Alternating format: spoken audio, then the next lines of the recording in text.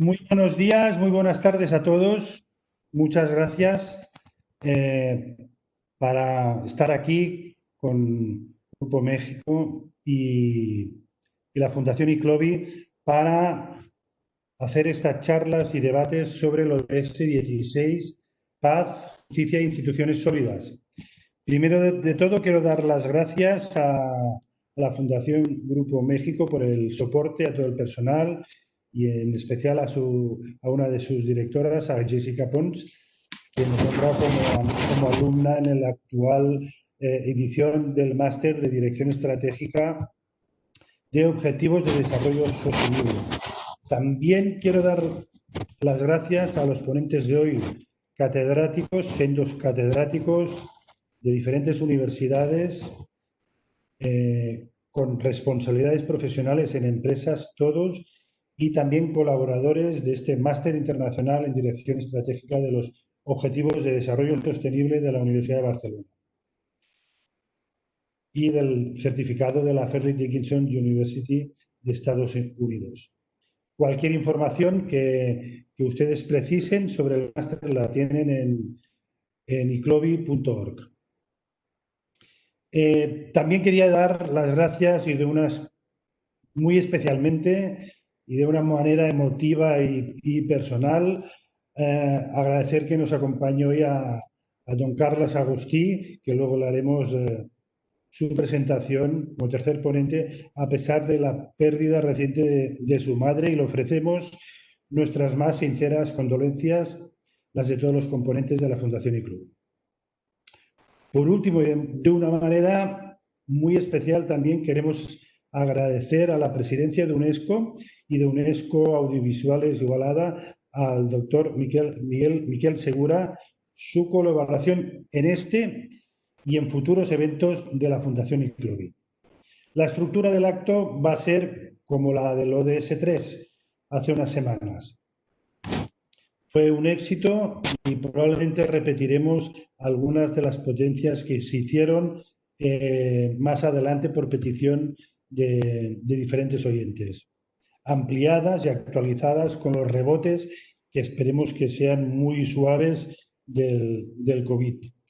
Recuerdo que se explicó la experiencia del Hospital del Mar en Barcelona por parte del doctor Jordi Martínez, consorcio hospitalario importante en la ciudad de Condal, que justamente nació en la epidemia de peste a principios del siglo y que vamos a hacer las siguientes evoluciones de los rebotes, y si ustedes están interesados las iremos comunicando.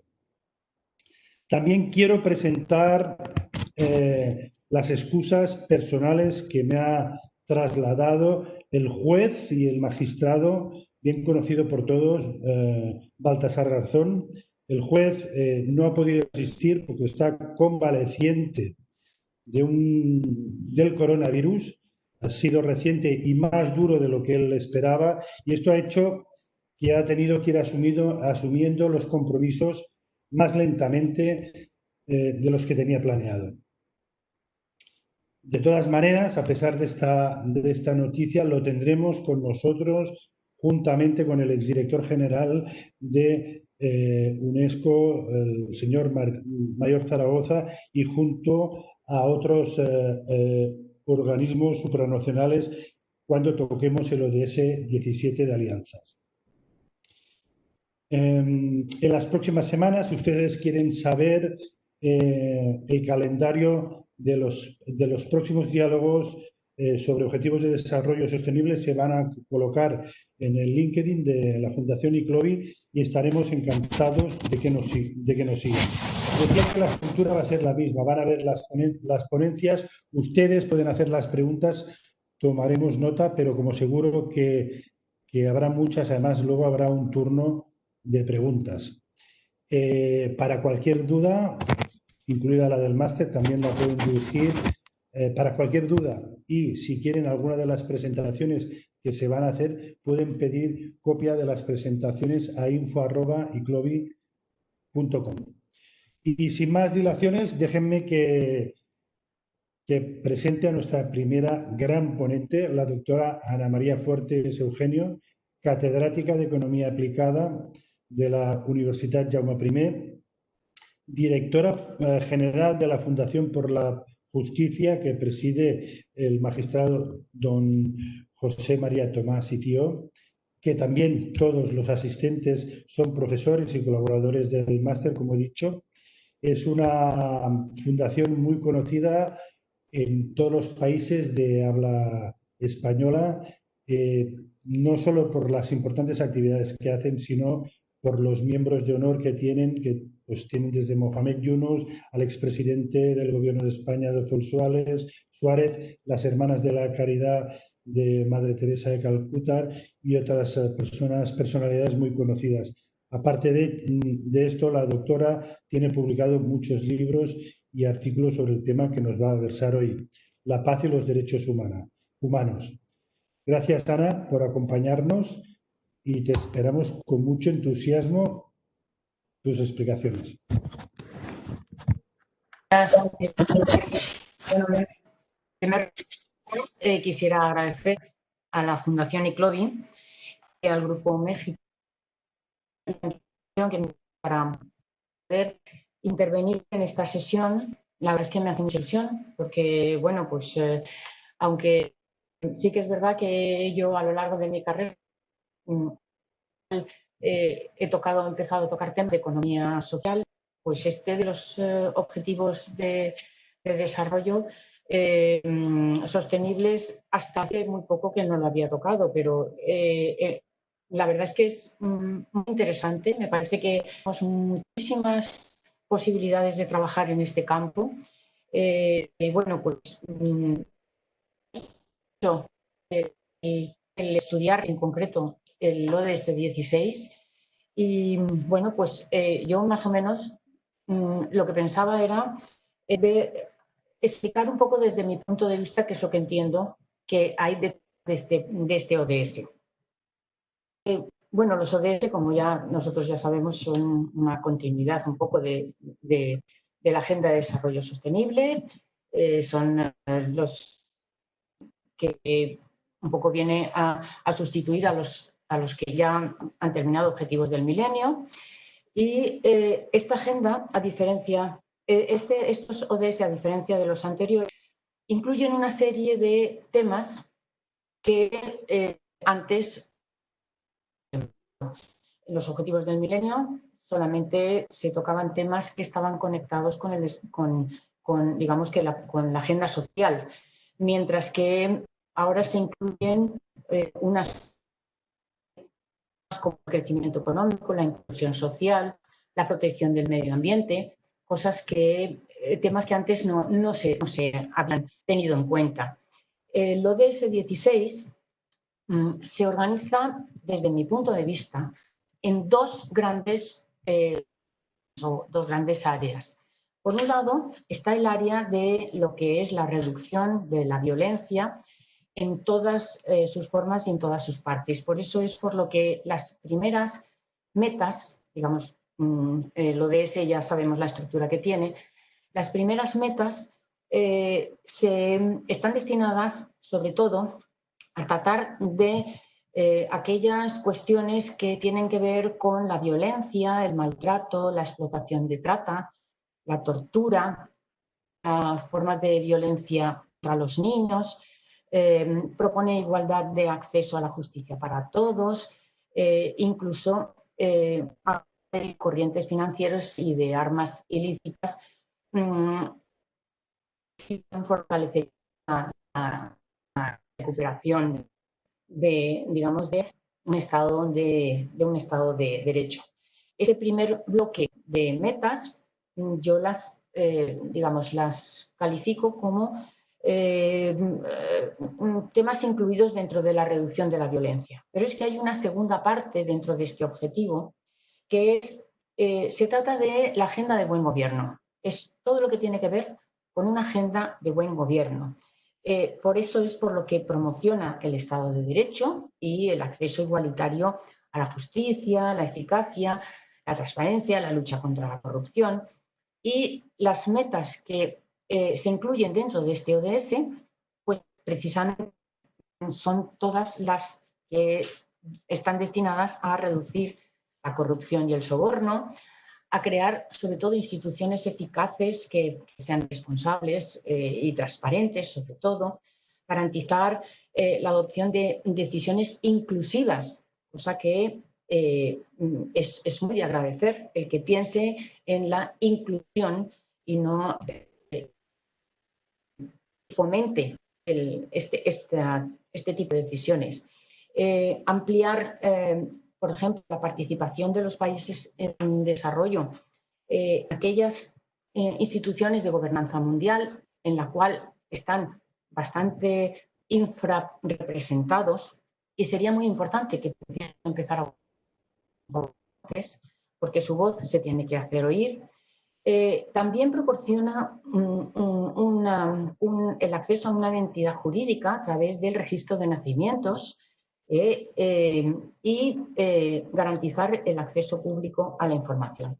Todo esto, para conseguir todo esto, las dos últimas metas en las cuales se centra este objetivo es en el que hay que fortalecer las instituciones nacionales y promover y aplicar las leyes y políticas no discriminatorias en favor del desarrollo sostenible. Este es un poco, digamos, la visión que tengo yo de este ODS. La verdad es que estas dos grandes cuestiones o áreas, el que aparezcan vinculadas dentro de un mismo ODS, dice mucho, porque yo creo que reconoce de una manera muy explícita la relación que existe entre sociedades pacíficas y sistemas de gobierno legítimos, respetuosos con los derechos humanos. Y esto, evidentemente, es una aportación novedosa a la Agenda 2030, porque esto antes no se tenía en cuenta. Yo, para mí, después de haber leído algunos artículos, me da la sensación que fue una apuesta personal del secretario general de la ONU, el que quiso incluir este ODS en la forma en la que está incluida.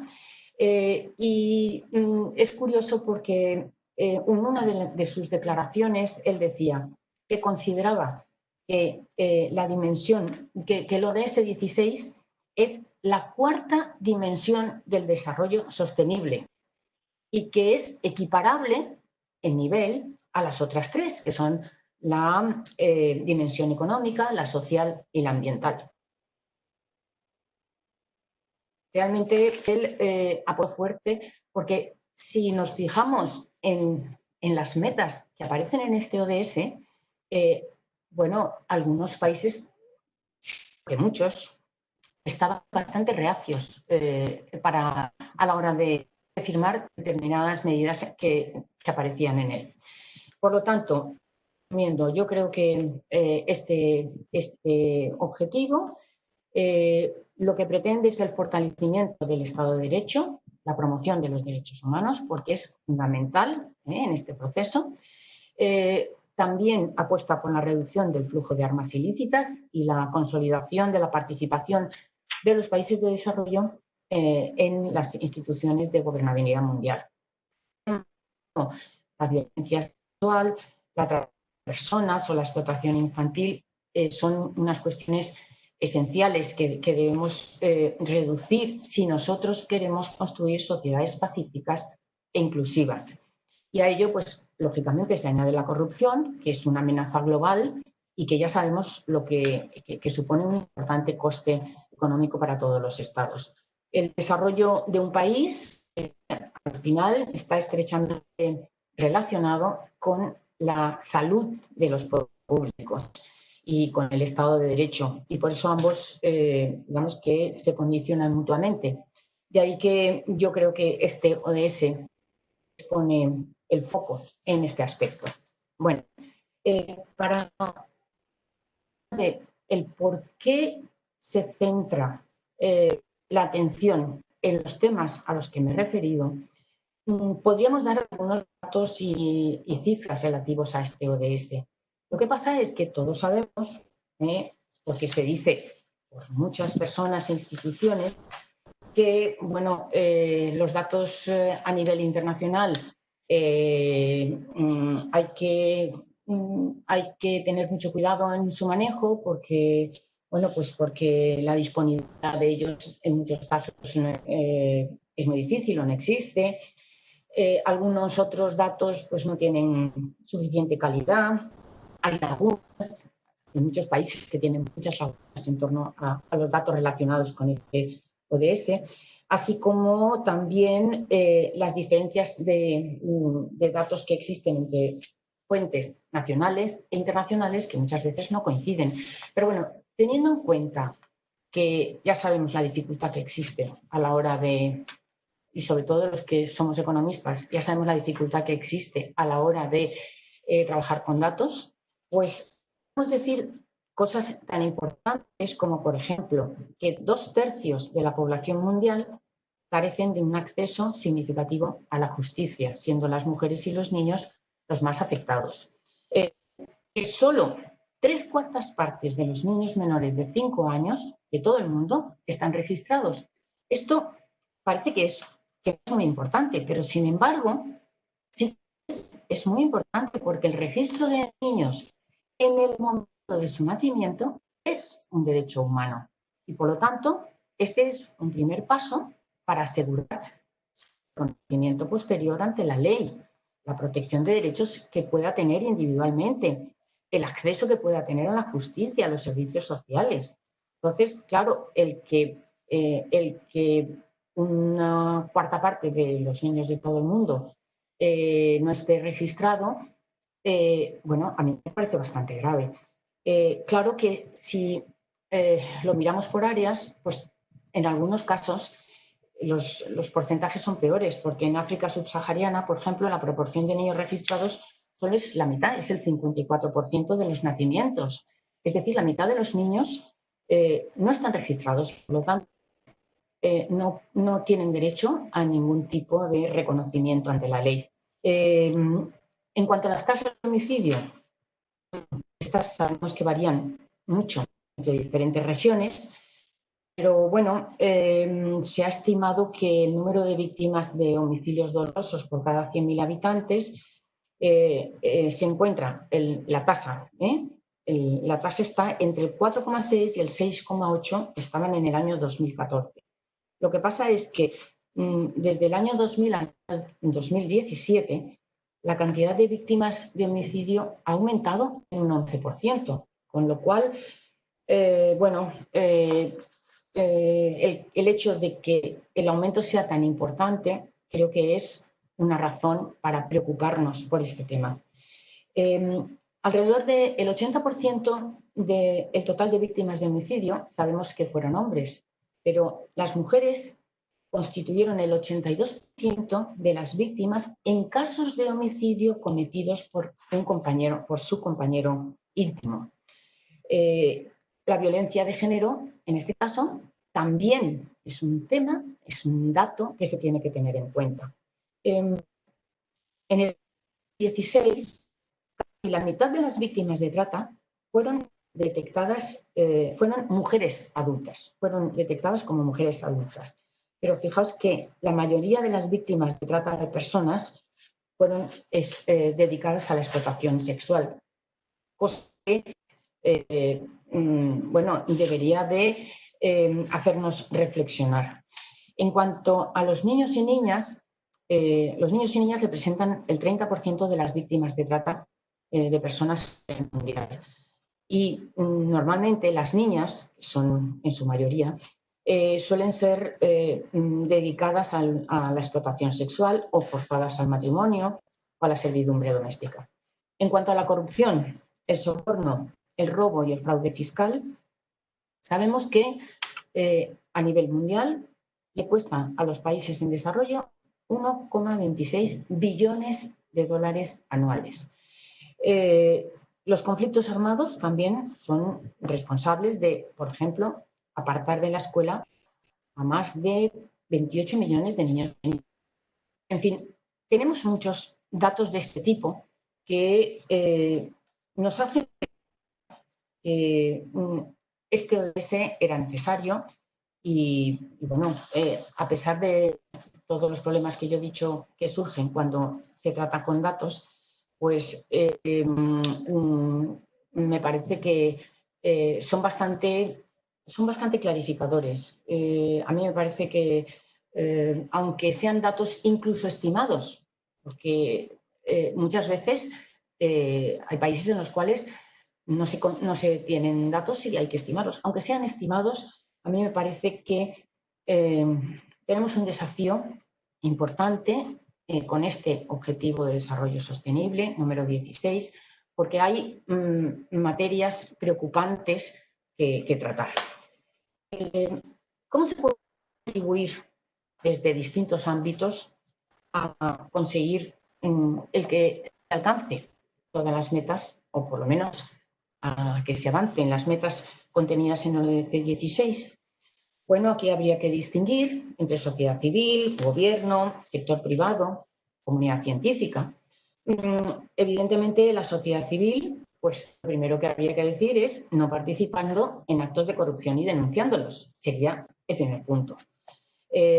Fomentando, por ejemplo, programas de concienciación social sobre problemáticas sociales, cosa que desde la sociedad civil es nuestra obligación.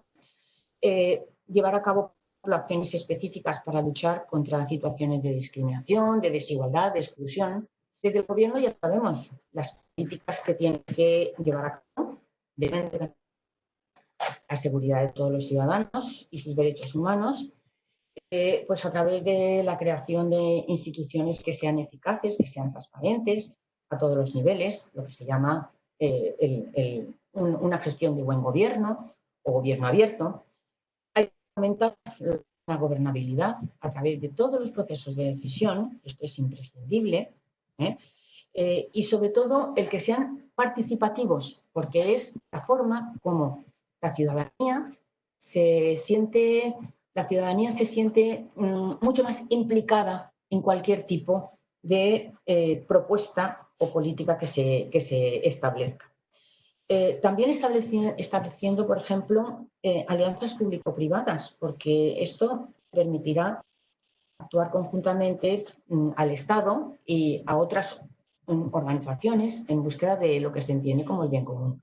Desde la comunidad científica y académica, bueno, pues evidentemente a través de la investigación, fortaleciendo la investigación para crear soluciones innovadoras, fomentando estudios de gobernabilidad, proponiendo alternativas para una mejor gestión de las políticas públicas. Y en el campo de la educación, pues el mejor ejemplo es el que, el que nos ha reunido un poco hoy. Es decir, bueno, hay que fomentar la formación a través de cursos, a través de másters, a través de todos los instrumentos que tengan las universidades y las entidades educativas para poder concienciar, sensibilizar a las personas de lo importante que es este tema. Yo, Xavier, al principio, yo estoy ahora de directora de Fundación por la Justicia, con lo cual sí que pues en medio minuto os voy a comentar en qué cosas hemos trabajado, qué proyectos hemos trabajado dentro de o que se pueda alinear con el ODS 16. Por ejemplo, establecimos hace unos años un proyecto en Senegal de empoderamiento a través de microcréditos en favor de los derechos de las mujeres. Creo que el proyecto salió muy bien, tuvo mucho éxito y era pues una participación nuestra. Otra, por ejemplo, en favor de los derechos de la infancia. Actualmente tenemos un proyecto en un barrio con bastante exclusión social en Valencia, en una escuela en la cual nosotros prestamos asistencia social y psicológica a niños pequeños de un colegio. En contra de la mutilación genital femenina, tuvimos en su día un proyecto en Etiopía para la reducción de la práctica, que es una de las formas de violencia de género más agresivas que hay. Y la verdad es que los resultados fueron estupendos. Estamos muy satisfechos de haber llevado a cabo este proyecto. Un proyecto de acogida y de formación que estamos ahora poniendo en marcha para mujeres víctimas de trata y sus hijos e hijas es el que estamos preparando ahora y que tenemos una grandísima para poder ponerlo en marcha en breve. También, al igual que habéis hecho vosotros, hemos puesto en marcha un curso online sobre formación de ODS y derechos humanos, aunque no es un máster, es un curso que tiene muy pocos créditos, pero que está dirigido a voluntarios. El público que pretendemos que adquiera este tipo de conocimientos son voluntarios dentro del sector de la economía social o dentro del sector de las ONGs. También tenemos varios informes, hemos hecho varios informes de sensibilización a la sociedad sobre corrupción. Algunos de los proyectos los hemos llevado a cabo con la Fundación de Baltasar Garzón, como por ejemplo el Pacto contra la Corrupción, que tuvo bastante buena acogida por parte de la sociedad civil, y otros como por ejemplo medidas y propuestas que hicimos a diferentes partidos políticos para que incluyeran en sus programas los programas que presentan para llevar a cabo las elecciones, pues en sus programas incluyeran algunas de las medidas que nosotros considerábamos que eran importantes para reducir la corrupción. En fin, también hemos hecho proyectos de sensibilización a la sociedad en materias de gobierno abierto. Todo esto porque efectivamente estas materias son muy importantes y se tiene que hacer, cada uno tiene que hacer desde el ámbito en el que está, pues una toma de conciencia del problema y ver el papel que podemos desempeñar en favor de este ODS. No sé cuánto tiempo, si quieres, yo ahora pensaba comentar un poco qué pueden hacer las empresas o, si quieres, esto lo puedo dejar para después, o puedo hacer una crítica a lo de ese 16, lo que te parezca. Yo creo que puedes hacer las dos cosas. Tienes tiempo. Y luego habrá alguna pregunta que te haremos, pero creo que es muy interesante. A mí, yo he tomado nota de muchas cosas. O sea que... Muy bien, muy bien. Bueno, pues me voy a referir específicamente al ODS 16 y las empresas, porque muchas veces las empresas piensan, bueno, yo, ¿qué forma tengo? ¿Qué posibilidades tengo de poder hacer algo en favor de este objetivo? Bueno, pues las empresas pueden contribuir a este objetivo de muchas maneras. Por ejemplo, en el ámbito interno, lo primero que tienen que hacer es cumplir con la legislación nacional y con la internacional en derechos humanos, tanto en las operaciones directas que ellos hagan como en ministros. Pueden elaborar una política contra el acoso, el abuso, la intimidación o la violencia en la empresa, desarrollando, por ejemplo, un código ético dentro de la empresa para prevenir y para luchar contra las prácticas o políticas de acoso, pero también en contra de la corrupción. Pueden crear una política de compromiso con los derechos humanos. Pueden fomentar el respeto a los derechos humanos en lo que se conoce como cadena de suministro, en aquellas empresas que son suministradoras de la producción a la que esté dedicado. Pueden crear un sistema de reclamaciones a nivel operacional para que diversos grupos de interés puedan comunicar a la empresa cuáles son, por ejemplo, los potenciales impactos sobre los derechos humanos que puede tener la compañía. Pueden formar a los empleados y a los proveedores, pueden formarlos en derechos humanos y en la lucha contra la corrupción. Y a su vez pueden crear una política para, por ejemplo, regular los regalos recibidos por los empleados de la empresa, sobre todo si son si pertenecen a la administración pública. Pueden implantar políticas y mecanismos para evitar, por ejemplo, evasiones fiscales. Pueden implementar procesos de auditoría para identificar posibles casos de impacto en derechos humanos en las cadenas de suministro, como por ejemplo trabajo forzoso o infantil, y también formando a proveedores para poder erradicar estas prácticas. Finalmente, por ejemplo, pueden asegurar que cualquier tipo de propiedad o de producto o de propiedad intelectual, financiera, o tipo de producto ha sido adquirida legalmente. En su elaboración no se han vulnerado los derechos humanos. En el ámbito externo, pues también tienen posibilidades de hacer cosas, por ejemplo, utilizando las actividades para fomentar la paz, los derechos humanos, el Estado de Derecho. Por ejemplo, un despacho de abogados. Bueno, pues un despacho de abogados puede ofrecer perfectamente asesoramiento legal gratuito. O una empresa del sector bancario puede no apoyar financieramente proyectos que puedan impulsar pues, conflictos armados en determinados países. Sí. Hay un marco, una guía, que es el Business for the Rule of Law, que es del Pacto Mundial de Naciones Unidas, que puede ser utilizado por estas empresas para impulsar el Estado de Derecho. Y también se pueden, digamos, unir a la iniciativa Business for Peace del Pacto Mundial también de Naciones Unidas para apoyar los proyectos de paz. Trabajar con organizaciones de la sociedad civil o gobiernos en la defensa de los derechos humanos, pues participando en workshops, en eventos, en jornadas o crear herramientas para fomentar la paz. También, y es importante, pueden realizar proyectos de cooperación al desarrollo que estén enfocados en el fortalecimiento del estado de desarrollo en los países en desarrollo. Es decir, proyectos que estén alineados con el ODS 16.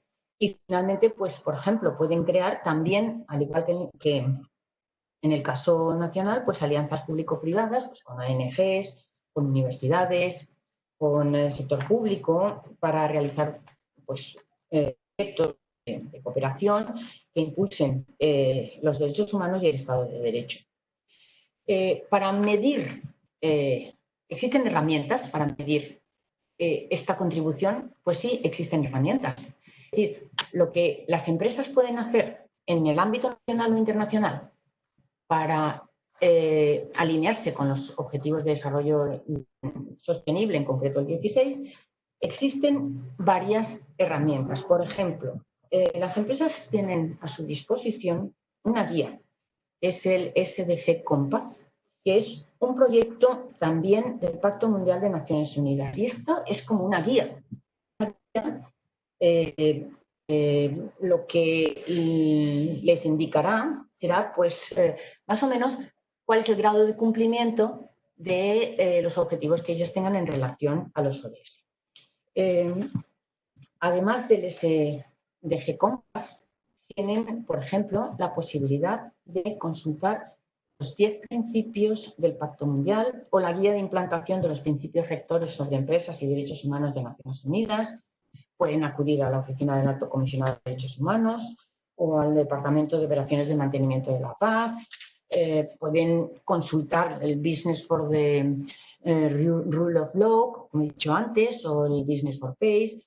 O, por ejemplo, UNICEF y Save the Children han elaborado unos principios que son los derechos del niño y principios empresariales que también pueden consultar. En fin, ahora sí deberías ir ajustando un poco el comparar. Entonces, estos son un poco herramientas, cosas que se pueden hacer. Para mí hay una muy buena que es la del fondo de los más que guía. Sí, es una guía de buenas prácticas del fondo ODS,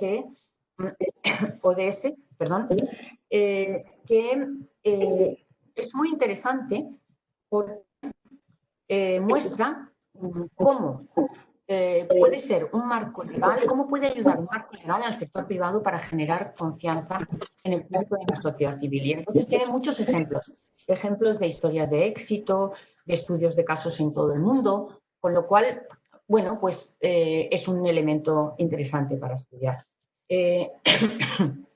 Parece como si todo lo que he dicho hasta ahora, bueno, son cosas buenas, ¿no?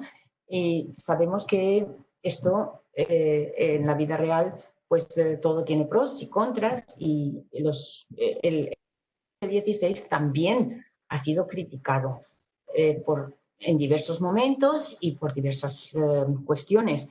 Por ejemplo, hay un primer momento en el cual el ODS 16 fue criticado y es aquel en el que se refiere al hecho de que el objetivo 16 compromete a todos los estados a promover sociedades pacíficas cuando los países occidentales, que son los firmantes de estos ODS, son a su vez los principales vendedores de armas en el mundo, con lo cual parece que hay cierta incoherencia. Por otra parte, también habría que decir que el vocabulario que utiliza, no solamente este ODS, sino todos en general, es un poco vago, un poco impreciso, porque es fomentar, ayudar, asegurar, fortalecer, adecuar, pero le falta un poco de mayor concreción, porque da la sensación de que sí, se quiere conseguir, pero como ha sido tan difícil el que todos los países lo hayan firmado, pues se ha utilizado una serie de, o sea, se ha utilizado un vocabulario que está redactado un poco de una manera que, bueno, que a lo mejor se podría incumplir.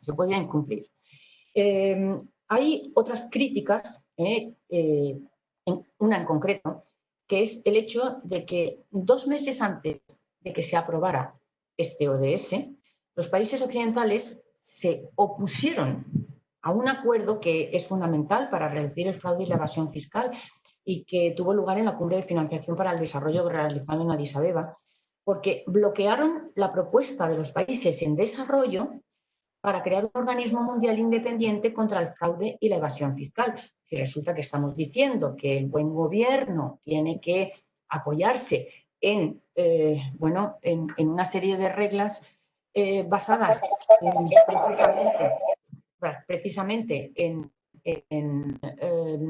el que no haya corrupción y evasión fiscal, parece un poco ilógico el que se opusieran. Y otro de los puntos que, digamos, que más críticas ha cosechado es el de las alianzas público-privadas, porque en concreto, se refiere a la meta 16, no plantean exigencias de transparencia, ni de rendición de cuentas, ni de respeto a estándares básicos sociales, medioambientales, cuando precisamente eso es lo que defienden. Bueno, en definitiva, el ODS a mí me parece, el ODS 16 a mí me parece fundamental. Yo estoy con el secretario general de la ONU y me parece estupendo que lo haya. Me parece que era necesario y lo que desearía es que efectivamente se pudiera cumplir y que todas estas críticas que se hacen al final pudieran subsanarse. Ya sabemos que los países más poderosos, pues después todo esto a lo mejor que firman no hace mucho caso, pero sí que deberían hacerlo. Y en este sentido, a mí me parece que para que pueda ser alcanzado este objetivo, yo creo que lo que habría que hacer es apostar por todas las metas que se defienden en este objetivo. Bueno, no sé si lo he explicado lo suficientemente claro, si queréis alguna duda.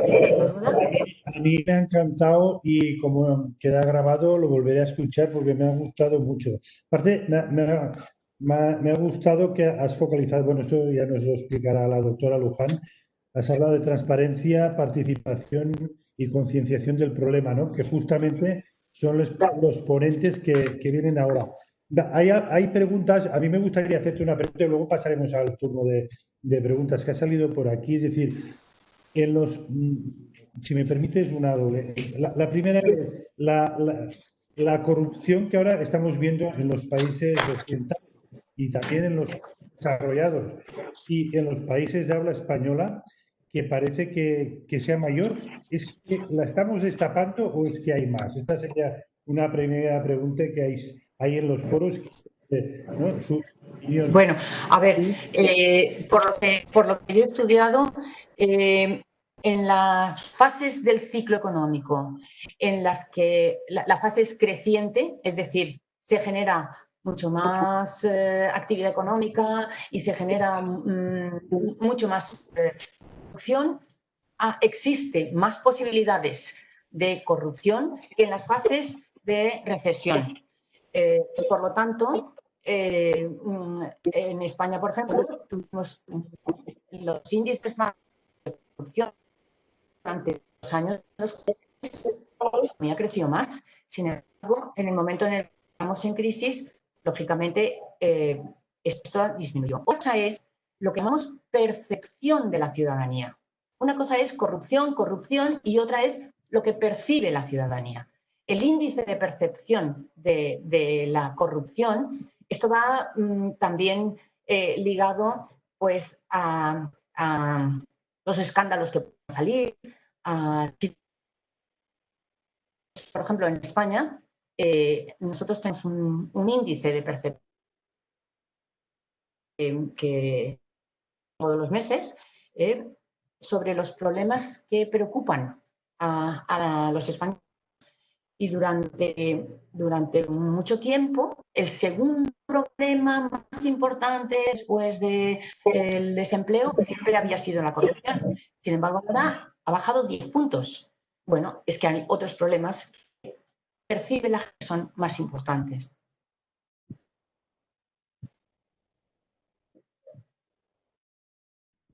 No te oigo. Digo que, sí, perdón. Muchas gracias y volveremos luego a ver si hay alguna pregunta de los asistentes. Bueno, la siguiente presentación es la del doctor Gurmensindo Ruiz de Mansilla.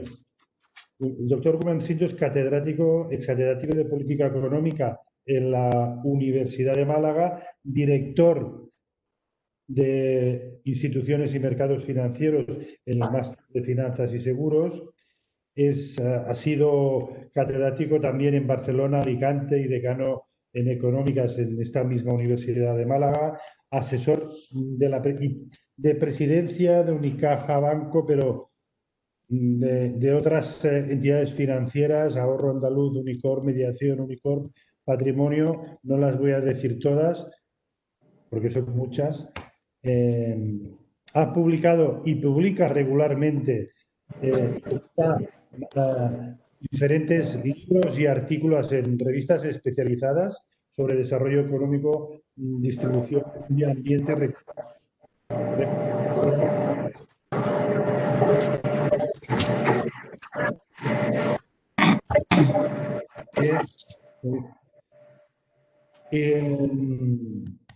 medio ambiente, recursos naturales, historia del pensamiento y finanzas. También, si se me permite, el doctor también tiene maravillosos libros de poesía, que no explica, pero que son muy bonitos, yo los he leído. Ha dirigido además numerosas tesis doctorales y ha sido fundador y presidente de Annenhus International, especialista y excelente conocedor en este máster internacional que les hablaba de la Fundación ICLOB y de la Universidad de Barcelona de los fondos SG. Doctor Gumersindo nos hablará de la gobernanza y transparencia en el ODS 16. Doctor Gumersindo, cuando quiera. Pues muy bien. Buenas tardes a todos. Yo creo que pocas cosas pueden ser tan oportunas. Se me oye bien, ¿verdad? Que pocas cosas pueden ser tan oportunas como estos diálogos, estos coloquios que ha organizado la Fundación en torno a un tema como los ODS 16, paz, justicia e instituciones sólidas. Yo me voy a referir en mi intervención dentro de las instituciones sólidas a las empresas. Voy a hacer este, digamos, matiz de ver la importancia que también pues, ha sido señalado anteriormente de las empresas en relación con estos temas que tratamos. Las dos cuestiones que se me han propuesto son la gobernanza y la transparencia. Yo la gobernanza la entiendo como unos procesos que establecen los órganos de gobierno, en este caso de una compañía, también puede ser una entidad sin ánimo de lucro, se puede extender a fundaciones, se puede extender a otro tipo de asociaciones que no son necesariamente de lucro o empresas, y estos procesos se ponen, se establecen para que se cumplan unos objetivos y unos principios que definen estas compañías o estas entidades. Y la gobernanza frecuentemente une una responsabilidad social, el cumplimiento, la gestión del riesgo, situando el negocio y el mantenimiento a largo plazo de la compañía en el centro de este esquema. El negocio lo podemos sustituir por las funciones, ¿verdad? En el caso de una entidad o una institución que no sea una empresa.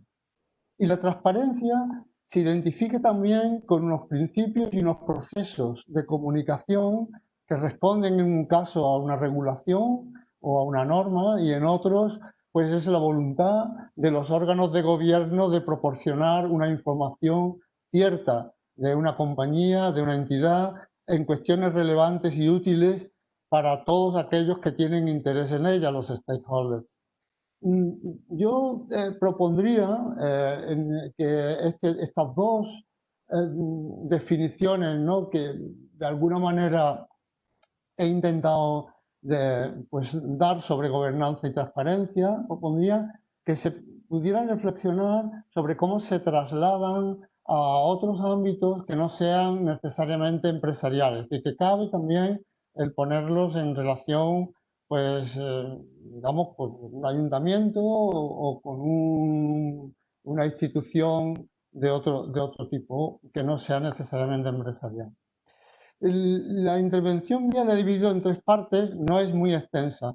La primera es la forma en que puede verse la pandemia del COVID-19 desde esta perspectiva de gobernanza y transparencia.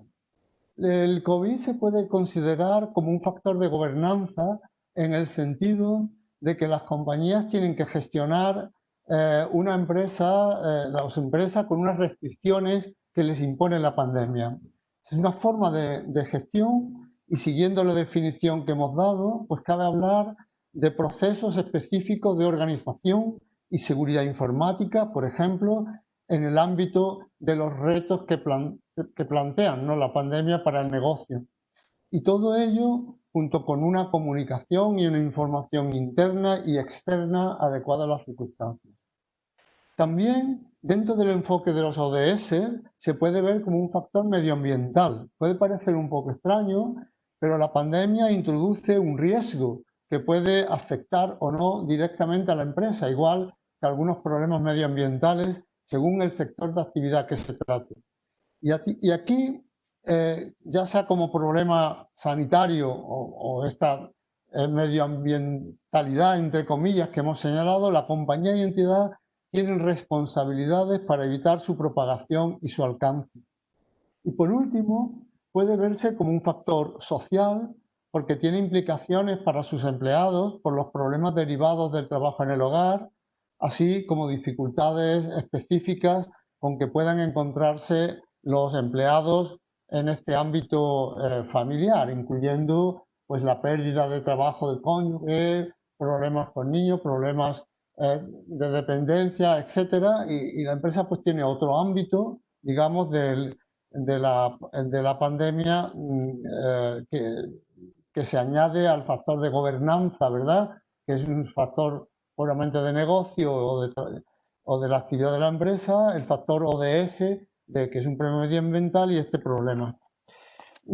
Hay un aspecto que es destacable y es que cualquiera que sea la perspectiva con que lo enfoquemos no debería suponer un retroceso en las iniciativas y el compromiso con factores de buen gobierno, responsabilidad social o ODS que tiene esa empresa. Y esto debería comunicarse con una información adecuada a los que tienen intereses de cualquier tipo. En la misma, claro, en esta corporación. El segundo ámbito a que me voy a referir es el de la gobernanza y la transparencia en la inversión sostenible. Es un tema muy amplio y quería definirlo simplemente diciendo que las empresas que incorporan criterios de medio ambiente tienen una dificultad en definir y comunicar con transparencia este compromiso. De la misma manera que se señalaba antes que era difícil por parte de las empresas concretar, definir, ¿verdad?, sus compromisos en ámbitos que pueden estar relacionados con la igualdad de género, incluso con los derechos humanos. También es difícil que una empresa pueda definir el tema medioambiental de manera que sea posible una comparación año a año en las acciones de la empresa y también que pueda compararse con otras compañías similares. Esto exige una métrica y exige una sistemática y exige una taxonomía o clasificación de actividades y su impacto medioambiental. Yo creo que este paso es muy importante en esta media vuelta de tuerca que le queremos dar siempre a la concreción de los objetivos ODS en el ámbito empresarial. Un caso elemental, y por poner un ejemplo muy concreto, sería el de la vivienda sostenible y tanto el que invierte, ¿verdad?, en vivienda desde cualquier perspectiva, el que promueve, el que construye, el que invierte en una sociedad cotizada que a su vez invierte en vivienda y la alquila, es decir, un ámbito muy amplio que puede clasificarse pues, el grado de eficiencia o relacionar el grado de eficiencia de un inmueble en consumo y emisión como una referencia. Esto es verdad, pero faltan estándares que sistematicen esa información. Quería destacar que no se trata a veces solo de voluntad de transparencia, sino que debe haber un sistema homogéneo de información que permita a los que tienen interés en ello llegar a un conocimiento que sea cuantificado y que sea útil. En este sentido, pues una evaluación cuantificada de los criterios de medio ambiente, sociales y gobernanza sirve para mandar un mensaje consistente y proactivo por parte de las compañías, accionistas, a empleados, a clientes, a proveedores y a la sociedad en la que se ubica.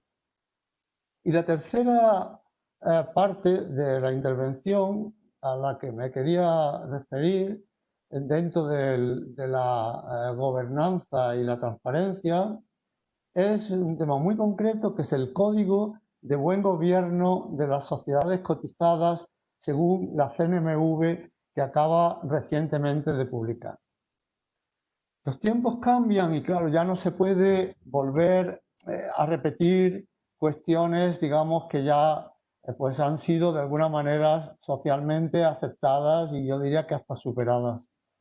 Y aquí hay recomendaciones que son voluntarias y otras que son de obligado cumplimiento. Por ejemplo, la diversidad de género en los consejos de administración no es algo de obligado cumplimiento, pero una compañía puede sentirse obligada a explicar su estrategia al respecto y su evolución prevista en cuanto a la incorporación de mujeres consejeras.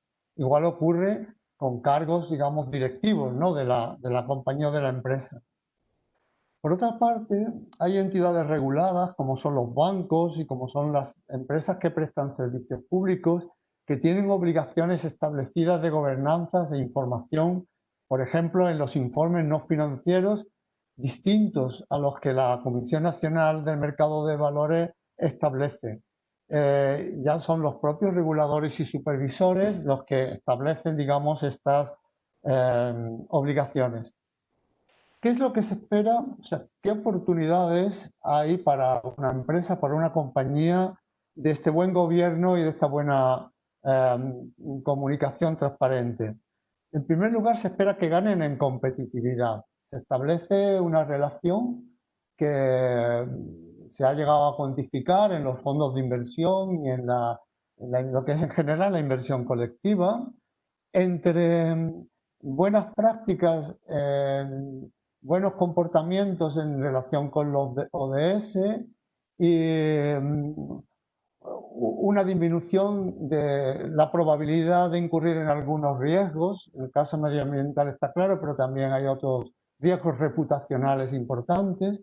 Y en definitiva, se trata de identificar con una mejora en la competitividad de la empresa. También pueden generar confianza y ser transparente ante sus accionistas y ante sus inversores. La segregación de funciones, por ejemplo, en la compañía, desde una perspectiva de profesionalidad, es un tercer punto en el que se insiste mucho. El hecho de que el presidente ejecutivo de una compañía de cierta dimensión no debería presidir la Junta General de Accionistas. Este es un criterio de la Comisión Nacional del Mercado de Valores en España. Y el papel de máximo ejecutivo consejero delegado se trata de separar del presidente del consejo, que sería el impulsor de la estrategia de la compañía, con un papel de control sobre la parte ejecutiva de la misma. En el Código de Buen Gobierno se tratan de dar por una parte recomendaciones específicas y por otra parte se trata de ver si se cumplen o no estas recomendaciones que, como digo, no son obligatorias. También es muy importante que los temas de responsabilidad social corporativa, que aunque pueda parecer sorprendente, no estaban incluidos en el Código de Buen Gobierno hasta ahora, este año, de la Comisión Nacional de Mercado de Valores, que es una guía, no estaban incluidos, pues ahora se tratan de incluir, bueno, no se trata, se incluyen, pero se tratan de analizar mediante el principio de cumplir y explicar, de manera que una compañía que no confirme el cumplimiento de una recomendación, ahora diremos una concreta en relación con los ODS, debería explicar por qué no se cumple.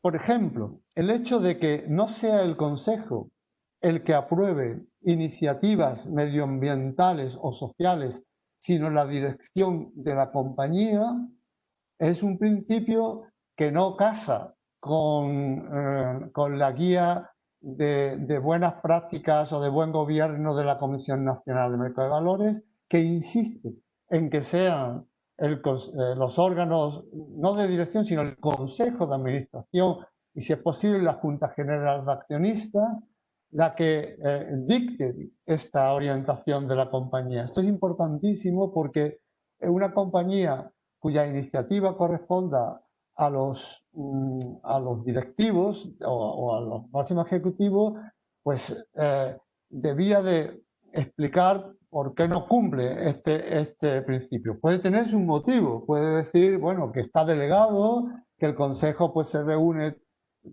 en fin, puede haber una serie de explicaciones, pero tiene que explicarlo. Y aquí enlazo con otro tema, y es que el mercado valora esta información. Es decir, la Comisión Nacional de Mercado de Valores dice que es el mercado el que valora estas explicaciones que se dan en relación con los cumplimientos o no de estos principios que, como digo, no son obligatorios, pero sí están ya incluidos como en el Código de Buen Gobierno. También es verdad que la Comisión Nacional tiene facultades para exigir, en su caso, que se corrijan omisiones, datos engañosos en la información que se proporciona. y se insiste en que las prácticas de comunicación responsable deben hacerse estableciendo canales de comunicación y diálogo con grupos de interés. Esta parte creo que es fundamental porque abre un campo nuevo de relación de las empresas, no ya con lo que era habitual, que son sus accionistas, que son sus empleados a través de los sindicatos, que son sus proveedores, sino también con el entorno en el que se desarrolla su actividad.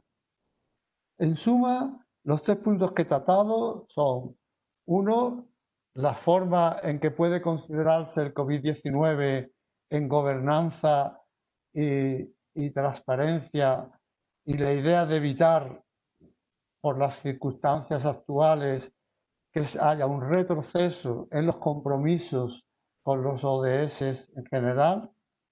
En segundo lugar, la necesidad de una cuantificación sistemática en los criterios de gobernanza y transparencia en lo que llamo la inversión sostenible, que agrupa criterios fundamentalmente de medio ambiente, sociales y de gobernanza, estos 3 puntos concretos dentro de los ODS. Y por último, estos avances recientes que son nuevos, ¿verdad?, en el Código de la Comisión Nacional de Mercado de Valores y que por primera vez recoge principios de responsabilidad social. Yo por mi parte lo dejaría aquí y dejaría abierto, ¿verdad?, a preguntas que se pudieran formular o cuestiones que hayan suscitado pues estos 3 aspectos amplios. Muy bien, gracias, doctor Gumersindo. Una pregunta que ha saltado es: ¿desde qué punto de vista cree usted que hoy en día en los países de habla española realmente es una ventaja competitiva para las empresas la aplicación de este objetivo 16 de paz, justicia e instituciones sólidas? Cuando digo para empresas, para organizaciones, para empresas y administraciones públicas, porque al final entiendo que los consumidores también tenemos una responsabilidad directa. ¿Qué cree usted? Este es un tema interesantísimo y tan amplio que daría lugar solo a un debate. Es decir, cómo el interés de la empresa se alinea, ¿verdad?, Claro, ahí. el interés, digamos, de los principios ODS. Algunas veces, siendo, si me lo permiten, un poco cínico, a veces se da porque la empresa no tiene más remedio que seguir una corriente de opinión socialmente extendida. Es decir, estamos viendo cómo empresas norteamericanas, por poner un caso, ahora hablaremos de españolas, pero es aplicable, en el país, cuando la administración pública pues, ha permitido o ha flexibilizado algunos criterios medioambientales, y ha habido empresas que han reafirmado su voluntad de seguir con esos criterios. ¿Por qué? Pues porque sus acreedores, proveedores, público en general, su imagen de marca, ya les exige ese tema. Una petrolera no puede permitirse el decir que, bueno, que las circunstancias le hacen ir hacia atrás en su responsabilidad medioambiental. Y aquí en España tenemos empresas que son líderes, ¿no?, mundiales en esos temas. Yo citaría el caso de este tipo y citaría también alguna entidad financiera. O sea, tenemos entidades cuyo compromiso ha pasado en un año de ser el ámbito tecnológico a ser el tema, digamos, de la responsabilidad social y medio ambiente. Tenemos otras donde la responsabilidad social ha estado en su fundación siempre, ¿no? Y ha pasado al tema del crédito. Y hay otro tema, y ya no me extiendo más, fundamental aquí, que es el riesgo. Una empresa que cumple con estos principios minimiza riesgos. y me dirán, bueno, eso parece razonable en empresas que puedan tener un riesgo medioambiental y que tengan que tener mucho cuidado con ello. Pero ¿y el riesgo reputacional? Y lo fácil que es hoy, ¿verdad? Que haya una campaña, ¿no? Justa o injusta, pero por cualquier motivo, frente a una marca, por un problema de estas características, ¿no? Por un problema de producción en un país utilizando mano de obra en condiciones inadecuadas o no respetar, ¿no?, los derechos humanos, etcétera. Es decir, la empresa hoy día, digamos que tiene que evitar estos riesgos reputacionales que hacen mucho daño a una marca. Muchas gracias, doctor. Una última pregunta que nos hace Carmen. Si usted cree, con una breve respuesta, luego ya tendremos tiempo para debatir un poco más, ¿considera el grado de transparencia en las diferentes instituciones como un medidor fidedigno hoy por hoy? No, No sé si se refiere a los países o a las empresas, a las organizaciones. Dejamos la pregunta abierta. la transparencia en las empresas que están reguladas o que operan en un mercado cotizado, pues tienen unas obligaciones muy estrictas de transparencia financieras y no financieras. Es decir, hoy día entramos en la página de la Comisión Nacional de Mercado de Valores y conocemos las tripas de cualquier empresa. Es decir, sabemos lo que ganan los directivos, los consejeros. Algunas veces lo pueden simular un poco con la media, pero se acaba saliendo, ¿no? O sea, se sabe. Esta transparencia era impensable hace muy pocos años, ¿verdad? Otro tema es cuando una empresa dice yo estoy muy comprometida con el medio ambiente, ¿verdad? Es lo que yo intentaba antes explicar, donde la transparencia depende de la voluntad de la empresa, pero también depende de la capacidad que tenga, digamos, de comunicación sobre unos criterios homologables. Por ejemplo, una empresa puede decir, y que sería, pues voy a reducir las fotocopias por cada 10 empleados en tal número en los próximos 3 años. Y cada año en su informe no financiero debería de poner cómo lo va cumpliendo. Esto es muy interesante para cuando se haga consultoría, ¿verdad? Con respecto a empresas en estos temas, el hacerles una plantilla para que todos los años no hablen de cosas diferentes, sino que vayan haciendo un seguimiento, ¿verdad?, de algunos de los aspectos que han hecho, que van desde cuestiones tan simples como aislar los edificios antiguos, las reformas. Se abre un mundo entero en este tema, ¿verdad?, de la transparencia, pero sobre una clasificación adecuada. Bien, muchas gracias, doctor Gumersindo. Doctora Ana Fuertes. La doctora Ana Fuertes quiere... Sí. Sí, es que he visto la pregunta que aparece aquí en el chat. ¿Considera que el grado de transparencia de las instituciones se puede medir? Verdad. Entonces, bueno, si las instituciones son públicas, de hecho, sí que se puede medir, porque al final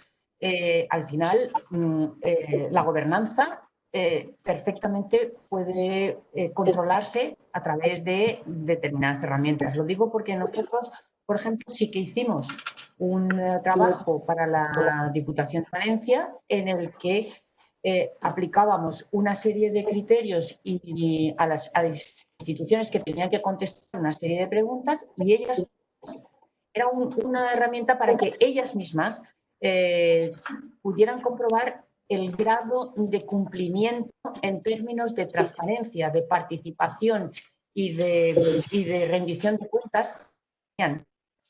Eso es posible, ¿eh? Quiero decir que en el sector público. Otra cosa es el sector privado, que es lo que ha explicado Gumersindo. Pero en el sector público es más, es que yo creo que es una obligación. Muy bien. Muchísimas gracias, doctora Ana Fortes, por la puntualización. Bueno, pasaremos a nuestro tercer invitado, don Carles Agustís, consultor internacional en gobernanza, gobierno abierto, Big Data, Smart Cities y objetivos de desarrollo sostenible, certificación en ODS, en ponencias en más de 100 congresos, considerado por la World CSR entre los 50 millones mejores expertos en Smart Cities a nivel mundial, certificador de los ODS por el IFIC, y además ha desplegado en la práctica hace años el gobierno abierto de la Diputación de Barcelona, conocido como DIVA Oberta. Ha sido también secretario general de la Organización Internacional OIDP, con cerca de 1000 ciudades asociadas, miembros del Consejo Asesor de Leading Cities. Bueno, un buen currículum, y en el cual nos va a ofrecer la importancia de la participación ciudadana. Y yo voy a hacer, si me permiten, pantalla. Todo tuyo, Carles. Perfecto, Xavier. Muchas gracias. Entiendo que para pasar las diapositivas, ¿yo las puedo pasar o las pasas tú? O... Las iré pasando yo. De acuerdo. Pues así de entrada agradecer mucho la posibilidad de esta participación a los organizadores y agradecer el hecho de que se organicen jornadas tan específicas de ODS y dedicadas con el foco puesto en cada uno de los ODS, ¿no? A mí, si pasas diapositiva, se me ha pedido que hable de participación ciudadana. Entendemos la participación ciudadana como aquel derecho de los ciudadanos, aquella capacidad de influir en la gobernanza, de influir en los gobiernos y de hacer llegar su opinión. Así de entrada, la participación ciudadana tradicionalmente no ha tenido la relevancia en las políticas públicas que debería, digamos, hasta estos últimos años, ¿no? Participación ciudadana siempre ha existido, pero acostumbraba a ser una concejalía menor o una dirección general, nunca un ministerio, nunca una concejalía importante, y era, digamos, un departamento añadido, no transversal, al cual se podía acudir para solucionar algunos problemas o para quedar bien con la opinión pública con algunas políticas, pero que los gobiernos no tenían realmente interiorizada como tal en sus políticas de gobernanza. Si pasas diapositiva, podemos ver una evolución de la ciudadana hacia lo que es el gobierno abierto. Para mí, donde tiene sentido y donde coge más sentido la participación ciudadana. La participación ciudadana más o menos aislada, no transversal y de segundo orden, pasamos ya a que sea transversal y más de primera división, incluida dentro del gobierno abierto, que es como para mí tiene más sentido. Pasamos diapositiva. Entendemos el gobierno abierto, aquí hay una definición, perdón, puede haber muchas más, seguro. Esta es una, si me permitís, pues leo rápidamente para situarnos. El gobierno abierto es la respuesta a las demandas de cambio de la gente en la manera de gobernar y hacer política, unificación en una sola estrategia de las políticas de transparencia, participación ciudadana y datos abiertos, afectando transversalmente, básico, a toda la organización. No es solo una página web, o sea, no es aparador, sino que ha de ser cambio interno. Es un cambio en el paradigma de la relación entre la administración y los ciudadanos, un cambio cultural interno y externo basado en la apertura, la transparencia, la pedagogía y la implicación ciudadana. Lo he leído porque toda la presentación va a ir un poco en línea de estos principios que ya han ido saliendo en las anteriores intervenciones y que ligaré con los objetivos de desarrollo sostenible. Si pasamos diapositiva, vemos que ha habido una evolución, no ya en la participación ciudadana, sino en diversos terrenos que yo les llamo hibridaciones, ¿no? De entrada hay la hibridación que hemos visto antes de la participación ciudadana con el gobierno abierto, con el Open Data y con la transparencia, creando el gobierno abierto. Una segunda hibridación sería esta con las Smart Cities, ¿no? Con la tecnología. Esto de las Smart Cities que hace unos años directamente nadie sabía mucho exactamente qué era, que luego se fue esclareciendo alrededor del término y el concepto tecnología. Smart Cities era tecnología para las ciudades, y que con el paso de los años ha aterrizado a una definición ya mucho más próxima, que es soluciones tecnológicas al servicio de la mejora del día a día de la gente, ¿no? Aquí ya nos aparece la gente, ya nos aparecen los ciudadanos y ya tiene más sentido esto de las Smart Cities. No es una estrategia extraña o tecnología irreconocible para la mayoría de la población, sino que son soluciones para mejorar el día a día de la gente. La hibridación entre gobierno abierto y Smart Cities da pie a lo que se conoce como Smart Citizens o Smart Governance, que al final es tecnología puesta al servicio de la gobernanza, de la transparencia, del gobierno abierto, de los datos abiertos, de la participación ciudadana, absolutamente necesaria en estos terrenos, ¿no? O sea, participación ciudadana en ciudades o poblaciones de 1 millón, 2 millones o 30 millones de personas, o es tecnología o no lo es, ¿no? Transparencia también necesita la tecnología y no digamos ya toda la política de datos, ¿no? Por lo tanto, nos hibrida todo este mundo, ¿no? Si pasamos la siguiente diapositiva, para mí esta que veremos ahora, que estamos viendo, es un poco la foto de lo que es gobernanza, ¿no? Gobernanza puede tener muchas ópticas, muchas perspectivas, muchas definiciones. Antes el doctor Gumersindo pues ha hecho una perfectamente válida. Esta es otra gráfica, ¿no? Para mí esto resume la gobernanza. Hay otra hibridación que es todo este mundo, que es el Smart Citizens, que agrupa Smart Cities, transparencia, Open Data, gobierno abierto, etcétera, con los ODS.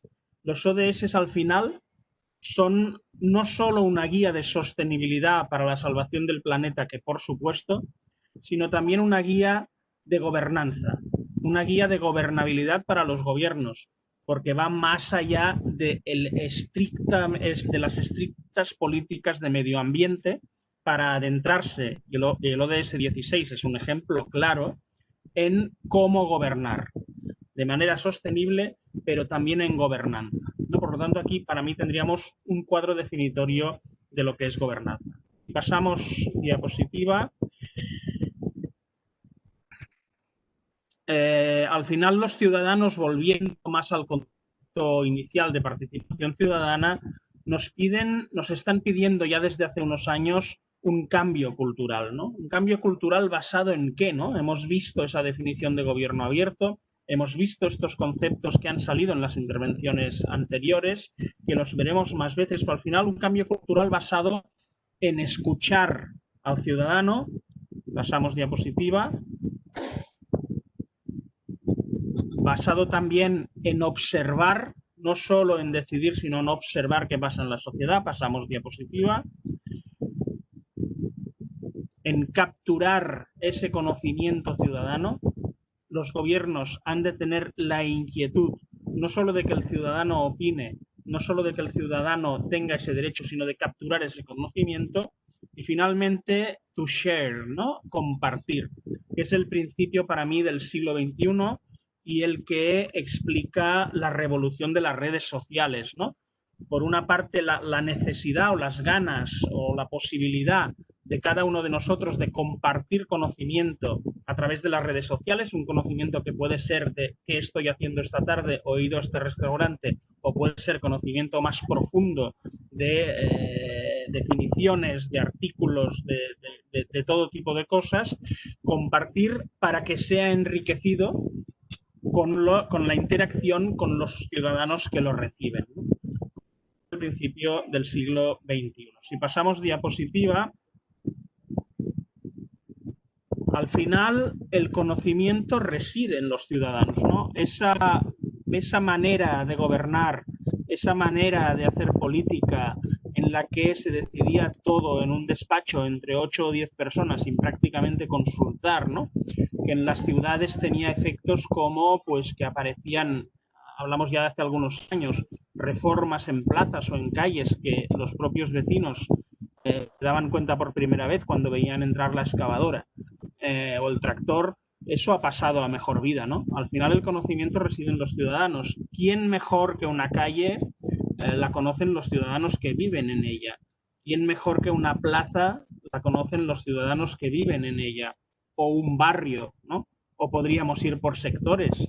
En un barrio o en una plaza, en una cuadra de 2 o 3 mil habitantes, seguro que tenemos, por decir algo, medioambientalistas, 14 arquitectos, 15 economistas, 13 planificadores urbanos, etcétera, ¿no? Y eso es conocimiento, ese conocimiento reside en la población y ese es el conocimiento que hay que saber dar valor y capturar para mejorar las políticas públicas. Y los gobiernos han de crear las condiciones para capturarlos. Si pasamos diapositiva, que hace referencia a lo que ahora comentaba. Al final, otra definición de gobierno abierto o otra definición de participación ciudadana podría ser una muy práctica, muy aterrizada, podría ser esta. Crear, estoy en la anterior todavía, crear las condiciones necesarias para capturar ese conocimiento que tienen los ciudadanos para enriquecer las políticas públicas. O sea, al final, incorporar el ciudadano dentro de la gobernanza en la cual todavía ahora no estaba o digamos que empieza a estar, ¿no? Si pasamos diapositiva, efectivamente llegamos a, dicho de otra manera, lo que acabo de decir, dicho de otra manera, en este concepto nuevo que empieza a aterrizar con fuerza también en la empresa privada, que es la inteligencia colectiva. Aquí estaría muy de acuerdo con el doctor Gumersindo y otras intervenciones que ha habido, que cuando hablamos de gobernanza no hablamos de gobiernos. A veces se hace erróneamente este símil, gobernanza, gobiernos, gobernanza, administración pública, cuando no.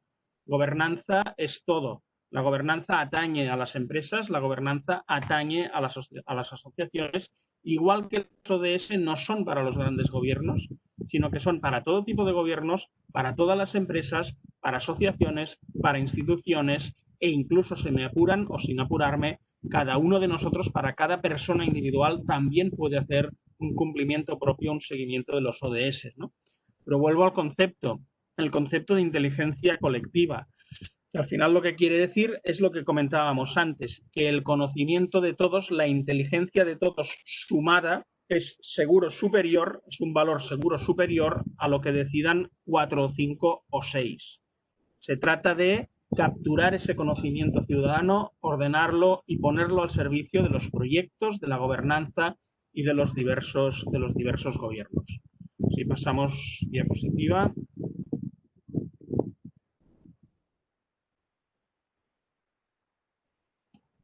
Al final, objetivos de desarrollo sostenible. Como comentaba los objetivos de desarrollo sostenible no son solo una guía de sostenibilidad, que es seguro, sino también una guía de gobernanza. Y esa gobernanza implica una actualización en las maneras de hacer política, en las maneras de gobernar, sea instituciones, sea lo que sea, adaptando esta gobernabilidad a lo que está pidiendo la gente, a los cambios que están pidiendo los ciudadanos y que se resumen, bueno, no sé si nueva gobernanza o llamarle como se quiera, pero que se resumen en estos conceptos que no solo en mi intervención han aparecido, ¿no? Hemos hablado mucho de transparencia, de gobernanza adaptada, de implicar al ciudadano, de incorporar al ciudadano en la gobernanza, de escuchar, de capturar conocimiento, de inteligencia colectiva. Todo esto es la nueva gobernanza que está pidiendo la gente y hacia donde se están dirigiendo los gobiernos. Tal vez con la fórmula más conocida es el gobierno abierto, pero hay muchas más. y hay las partes. A lo mejor alguno no está haciendo gobierno abierto, pero tiene una política de transparencia muy potente, o de datos abiertos, o de participación ciudadana.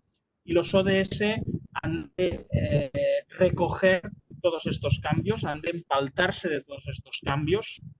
La puerta de entrada es claramente el ODS 16, que es el de la gobernanza, pero creo que la gobernanza afecta a los 17 objetivos y a las 169 metas, y son los ODS en su conjunto que han de saber coger, han de saber interpretar estas demandas de la gente y adaptar la gobernabilidad, que al final quiere decir que todo lo que hagamos, que todos los proyectos que se vean traducidos, ¿no? Los 17 ODS se acaban traduciendo en proyectos, ese aterrizaje de los ODS en proyectos concretos, la evolución de los mismos, lo que venga detrás de los ODS se ha de hacer con la gente, pero no con la gente como agente pasivo, cumplidor al final de esas obligaciones, sino como agente activo en la definición de los mismos.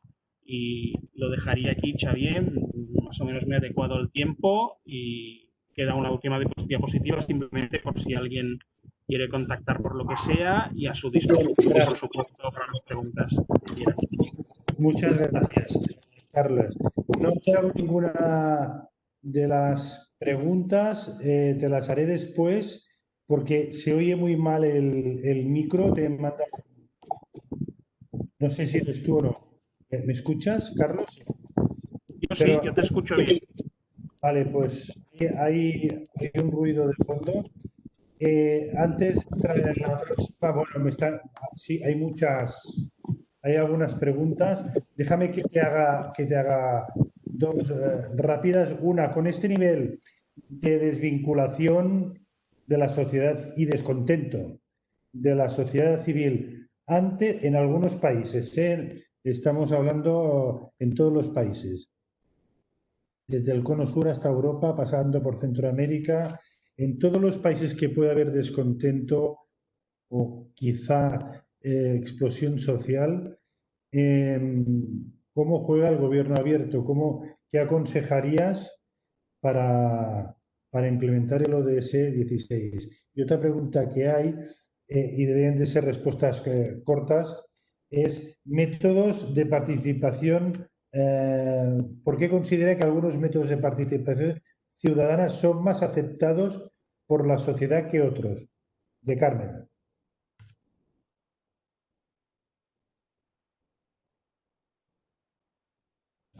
No se oye. ¿Ahora me oís? ¿Ahora me oís?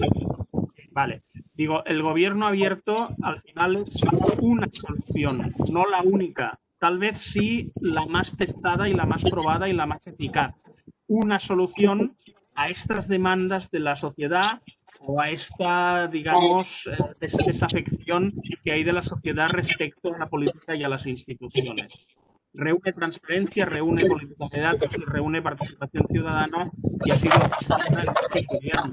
Por lo tanto, la recomendación es aplicarla y aplicarla de manera flexible. El gobierno abierto tiene la virtud de que no es una fórmula rígida, sino que es una fórmula muy flexible que se puede aplicar por alguna de las partes, tirando primero de datos abiertos, si se quiere, o del Big Data, o tirando primero de transparencia, o tirando de participación ciudadana. Las otras ya llegan, ¿no? Por lo tanto, ese consejo. Sobre la segunda pregunta, fórmulas de participación que tienen más éxito que otras.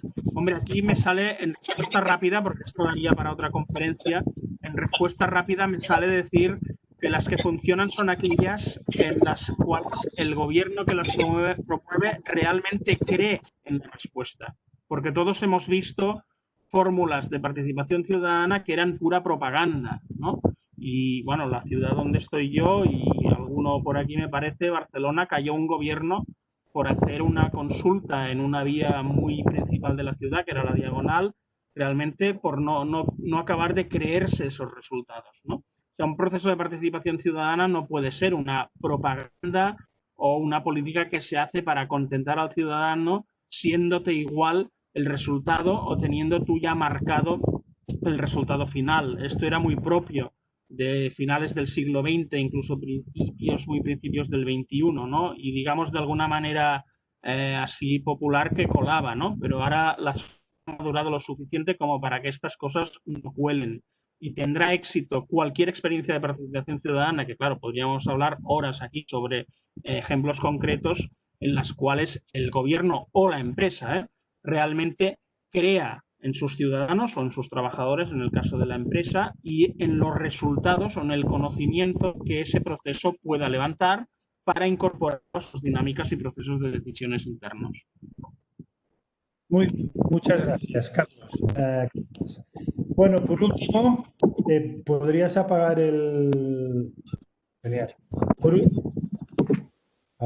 por último, y no menos importante, tenemos a la doctora Luján Comas, doctora muy conocida en algunos ámbitos en toda Latinoamérica. Es licenciada en Medicina y Cirugía, especialidad en anestesiología y reanimación. Trabajó como médico adjunto en el Hospital Vallebrón durante más de 32 años, 18 como anestesista en cirugía cardíaca. Estuvo en el equipo pionero de trasplante bipulmonar de España y en el primer trasplante pulmonar de Cataluña. Participa desde hace más de 20 años en cursos de la conciencia en la vida, congresos y diversas formas y jornadas por todos los países de habla española, especialmente en las especialidades de cirugía cardíaca, repito, enfermedades reumáticas, anestesistas, reanimación, terapéutica del dolor, etc. Ha publicado investigaciones, artículos científicos, muchísimas entrevistas, porque siempre nos sale muchas entrevistas en YouTube y diferentes libros. Cofundadora de diferentes asociaciones médicas, vicepresidente de la Fundación MetaHospice, socio fundadora de la Neural Therapy Research Foundation, socia de honor de la Sociedad Científica de Investigación Psíquica y, si me permite la doctora, no menos relevante, vicepresidenta ejecutiva de la Fundación ICLOVI.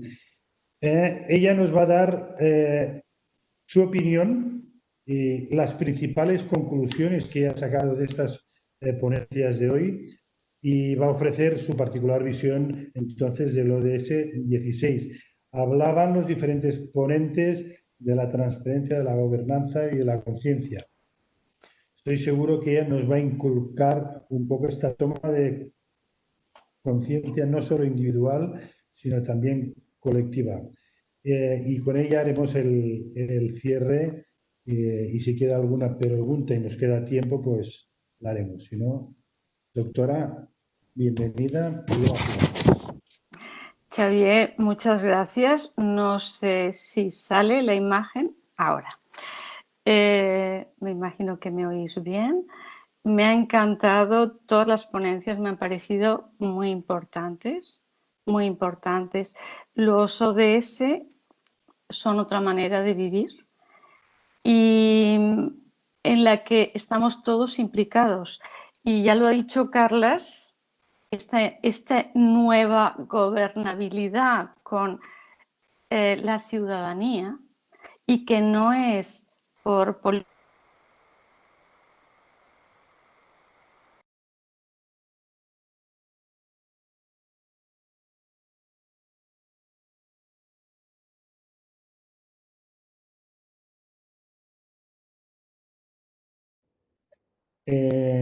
nos ha dejado con la miel en la boca la doctora.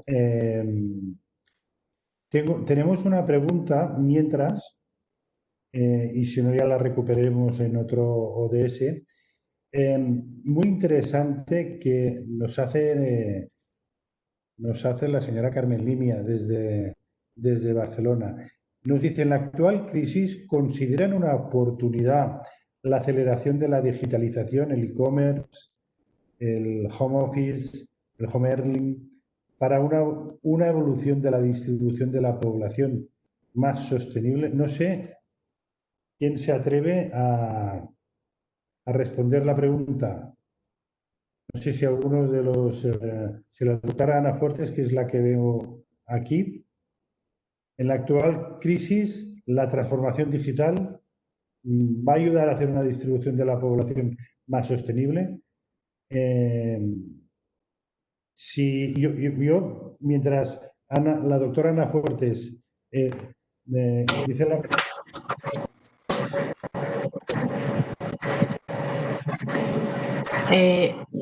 Yo ahora no oigo. A ver, ¿Vale? doctora Ana Fuertes. Sí, decías que si la transformación digital, Sí, no he entendido bien, si la transformación digital se va a...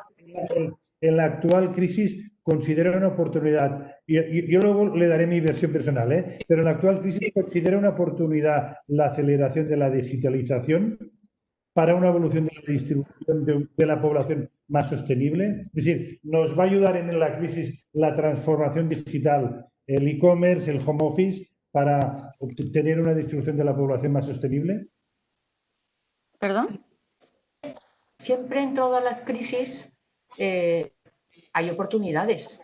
Precisamente es en las crisis donde surgen las mayores oportunidades para todo, para nuevos negocios, para nuevas transacciones, para nuevos modelos. Eso siempre. Yo creo que esta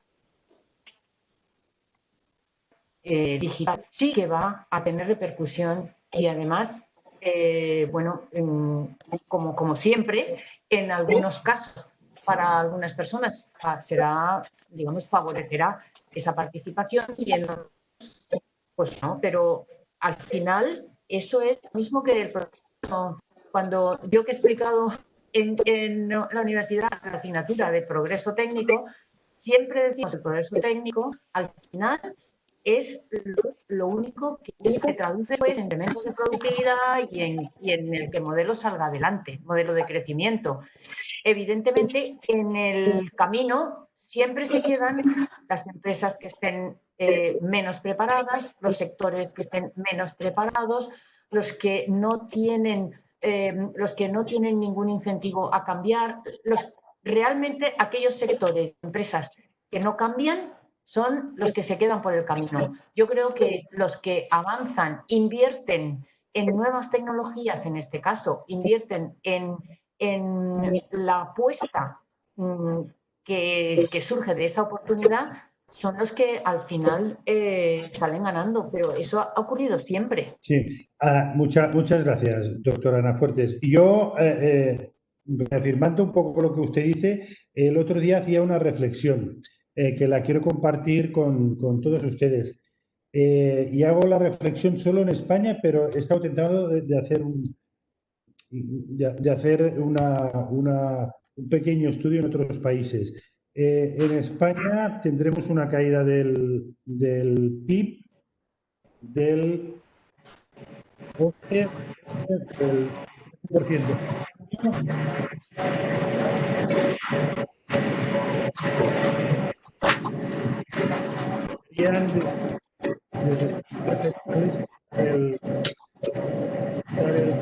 ¿Puede quitar el doctora?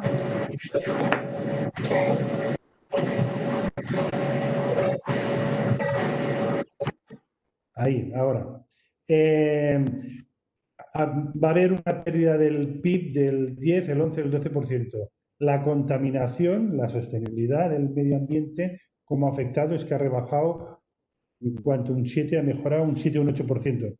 Con lo cual quiere decir que aunque paremos buena parte del país, y creo que eso se traslada a todos los países del mundo, la mejora en la sostenibilidad no va a venir. Va a venir por lo que usted decía, por la innovación. Y además, he querido entrar porque así damos pie al próximo ODS que va a ser ODS de innovación, y vamos a hablar solo de innovación y transferencia del conocimiento como vía para implementar los ODS, que además es el eje central en la próxima edición del máster. Yo no sé si tenemos a la doctora Luján Comas. Lo que pasa es que me he encontrado hablando sola y luego habéis salido vosotros hablando, o sea que...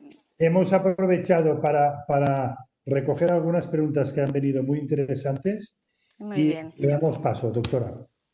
No, pero yo no sé cómo vamos de tiempo o... Puede hacer, vamos bien, porque escucharla siempre es un placer.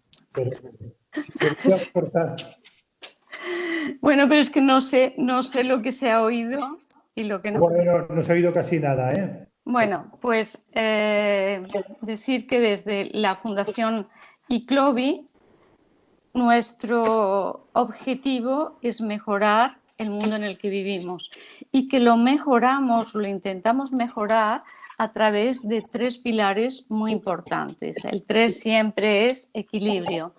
Uno, a través de la difusión del conocimiento, que son los ODS, este máster del que estamos hablando. Yo no sé si se me oye o no. Muy bien, doctora. Sí, porque yo oigo mucho ruido. No, se oye perfecto. Bueno, otro es la investigación, que es fundamental en el conocimiento. Y tercero, también importantísima, es la acción social. Y ICLOVI tiene una acción social que estamos, pues por ejemplo, estas charlas que se van haciendo periódicamente es una labor social, pero además estamos trabajando la huella de carbono en la contaminación y un proyecto que a mí me hace mucha ilusión, que es el CIEM, es el Centro Internacional de Empoderamiento de la Mujer para la igualdad de género, para la mujer maltratada, para la mujer migrante o la mujer que necesite. Esto ya estamos hablando con instituciones públicas para ver de compaginarlo. Decir que hoy hemos visto el ODS 16, que es paz, justicia e instituciones sociales, y que no puede haber paz, ni justicia, ni instituciones sociales si no hay conciencia. Entonces, conciencia es algo muy complejo y adelanto para decir que haremos un máster de conciencia a través de ICLOVI y como proyecto estrella. Y que comentar que fíjense si es complicado que en la revista Science en el 2005 se hizo un número especial en el que se publicaron las 125 cuestiones, preguntas no resueltas de los científicos. Y entonces destacaban dos que se repetían y se repetían siempre. Estas dos son: ¿de qué está formado el universo? Y la segunda es la base biológica de la conciencia. Por tanto, como pueden ver, es muy complicado, no nos vamos a meter en el tema, pero nos vamos a quedar con lo más simple, que es darse cuenta. Vamos a poner conciencia, darse cuenta. Si yo no me doy cuenta, es que no estoy en el aquí y ahora, no estoy en el presente. La conciencia siempre está en el presente. Y si yo no estoy aquí y ahora, lo que pase, que no me voy a dar cuenta, por tanto, no lo voy a solucionar. Entonces, el primer paso que me parece muy importante es tomar conciencia. Y hay otro tercer punto que es la acción. Tanto la conciencia como el presente como la acción van juntos. Tú no puedes tomar conciencia de algo y no actuar. Entonces, dentro de esa actuación, pensemos que es la primera vez en la historia de la humanidad que la humanidad toma conciencia de que puede modificar el mundo, la sociedad. Y esto es un ejemplo, las ODS, es un ejemplo las organizaciones no gubernamentales, es todo el interés que hay de solidaridad, de altruismo, de ayuda al otro, viene de esa conciencia. Por supuesto que como humanidad hemos hecho muchas cosas mal, pero si eso que hemos hecho mal lo recontextualizamos y aprendemos, tenemos un grado más, que es la experiencia. Pero de todas maneras, la acción solo es en presente. Entonces, todas estas cosas que estamos viendo, es muy importante tomar conciencia de que hay que hacerlos ya. Como decía Ana, la paz es la base de todo. O sea, este señor que dijo que era la cuarta columna, la cuarta dimensión, para mí es fundamental, porque no puede haber paz, no puede haber una base sólida de nada si no hay paz. No podemos acabar con el hambre, no podemos acabar con la falta de conocimientos, con las alteraciones en la naturaleza, como no podemos erradicar ninguno de los objetivos de los ODS si no hay paz. Claro que una cosa lleva a la otra, es como un perro que se muerde la cola, o un pez que se muerde la cola. Si nosotros tenemos paz, tenemos estabilidad, tenemos un Estado de derecho, tenemos una gobernación en ese Estado de derecho de base y los derechos humanos, todo lo que hagamos va a modificar los resultados. Pero si no tenemos paz es muy difícil hacer nada de esto, ¿no? Entonces, hay 3 puntos que habéis hablado, que por un lado las instituciones parece que son aquellas son las que tienen que guardar la paz, son las que tienen que guardar la justicia. Y entonces las instituciones, con lo que ha dicho Carlos antes de la gente, del pueblo, de nosotros, muchas veces no entienden que las empresas privadas también son importantes en ese acceso a esa paz.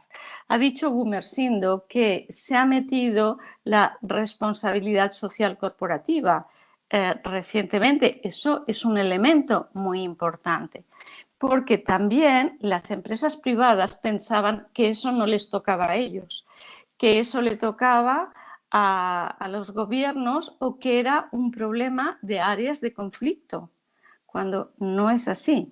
Entonces todos tenemos que trabajar conjuntamente porque es un problema de todos. Como ha dicho Carlos antes, que se ha visto muy claro, son las instituciones públicas, son las comunidades, son la sociedad civil y también son los empresarios, las empresas privadas, y todos juntos podemos modificar esta sociedad y dar una mejor calidad de vida a todos, ¿no? Porque todo es para todos. Lo que nos pasa a uno pasa a todos. Podríamos contribuir, lo que decía un poquito antes, a acabar con el hambre, a acabar con la pobreza, a acabar con la disminución de las reservas naturales, la contaminación, la xenofobia, la no inclusión. Todas esas cosas que están en esta ODS son muy importantes, pero si no tenemos paz, es muy difícil acabar con todo esto. Pero todo esto nos lleva a una paz y a una paz duradera. También es muy importante lo que han estado hablando tanto Ana como Gumersindo de la transparencia. Necesitamos instituciones sólidas que sean transparentes, que sean claras, que sean abiertas, que las cuentas se puedan ver, que vayan detrás de la corrupción, pero no la corrupción cuando ya está, sino prevenir la corrupción. También ha dicho Ana María de las cifras, que es muy complicado mantenerse en las cifras. Realmente es muy complicado porque las cifras que te dan son cifras que no sabemos de dónde sacan, porque nos están hablando de personas que hay como 1.000 millones de personas. Nos quedan unos minutos, doctora. 1.000 millones de personas que son desconocidos, que no cuentan para absolutamente nada porque no constan, no tienen un registro, no están en ningún sitio. Y como decía también Ana María antes, lo preocupante es los niños. 625 millones de estas cifras, que no sé si son de niños menores de 14 años que no les ha registrado nadie. Por tanto, no tienen ninguna identidad y no tienen derecho a nada. Yo creo que tenemos que tomar parte activa en que esto se acabe. También 49 países no aceptan que la mujer tenga problemas de violencia doméstica y esto no está contemplado. Hay tantas cosas para cambiar que, bueno, yo me sumo a todos y pido a todo el mundo que nos unamos para cambiar este mundo, para mejorarlo a través de la conciencia, de la responsabilidad y de, bueno, la creatividad. Gracias. Muy bien, muchas gracias, doctora. Muchísimas gracias a todos los asistentes.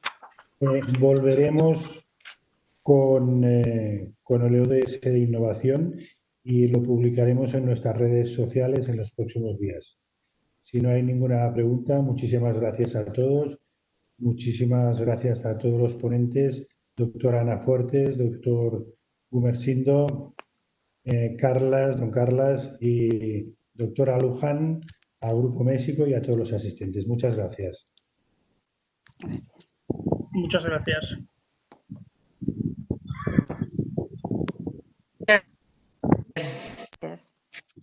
Y encantada de haberos conocido a todos. Igualmente. Igualmente. Llamo a tratar de contactar porque yo creo que el feeling ha sido muy interesante. Vale. Contactaremos a todos. Gracias. Sí. Vale. Gracias. Adiós.